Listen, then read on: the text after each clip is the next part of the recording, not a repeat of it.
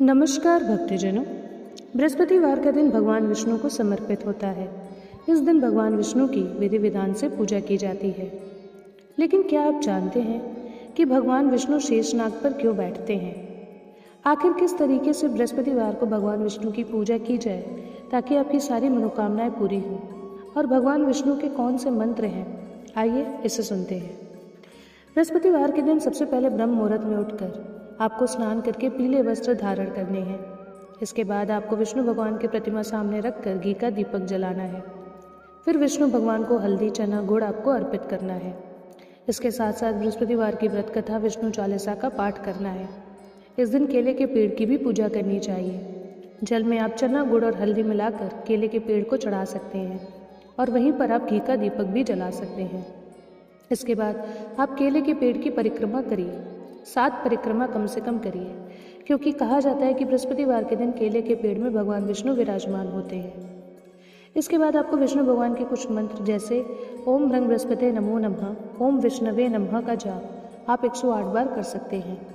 इससे आपकी सारी मनोकामनाएं पूरी होंगी। इसके बाद आप भगवान विष्णु की आरती करिए और उनके प्रसाद को सब में बांट दीजिए। आपने एक चीज़ देखी होगी कि जब भी हम विष्णु भगवान की पूजा करते हैं तो अधिकतर चित्र में वे शेषनाग के ऊपर बैठे हुए हैं। ऐसा क्यों है?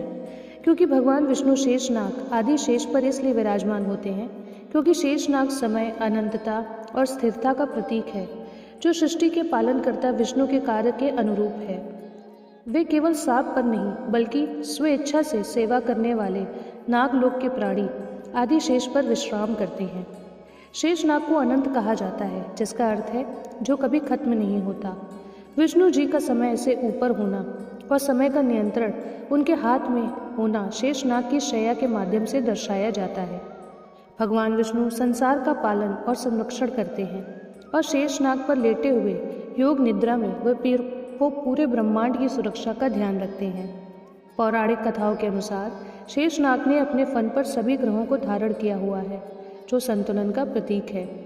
शेषनाग भगवान विष्णु के परम भक्त हैं, जो हर युग में उनके साथ रहते हैं, जैसे राम के साथ लक्ष्मण और कृष्ण के साथ बलराम के रूप में। सर्व शक्ति और सुरक्षा का भी प्रतीक है, जो विष्णु जी के लिए एक दिव्य आसन का कार्य करता है। भगवान विष्णु जिस सांप पर बैठते हैं वे साधारण सांप नहीं बल्कि आदिशेष शेषनाग है, जो स्वयं भगवान के ही एक विस्तार माने जाते हैं। इसलिए कोशिश करिए कि आपके घर में भगवान विष्णु की एक ऐसी प्रतिमा हो जिस पे वो शेषनाग पे बैठे हैं और वो विश्राम मुद्रा में हो।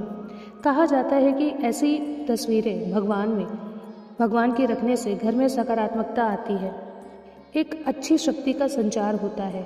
वो तस्वीर जिसमें विष्णु भगवान शेषनाग पर लेटे हुए हैं और माँ लक्ष्मी उनके पैर दबा रही हैं, ऐसी तस्वीरें घर के लिए बहुत ही शुभ मानी जाती है। कोशिश करिए कि आप बृहस्पतिवार के दिन ब्रह्म मुहूर्त में उठकर पीले वस्त्र धारण करके ही भगवान विष्णु की पूजा करिए। इससे आपके जीवन की सारी मनोकामनाएं पूरी होंगी। आपके जीवन में जो भी समस्याएं हैं वो दूर होंगी। आपकी आर्थिक स्थिति मजबूत होगी और आपके जीवन में धन धान्य की कभी भी कमी नहीं होगी। इसी के साथ दोस्तों, अगर आपको ये वीडियो पसंद आए तो वीडियो को लाइक, शेयर, सब्सक्राइब ज़रूर करें। मिलते हैं अगले वीडियो में। धन्यवाद।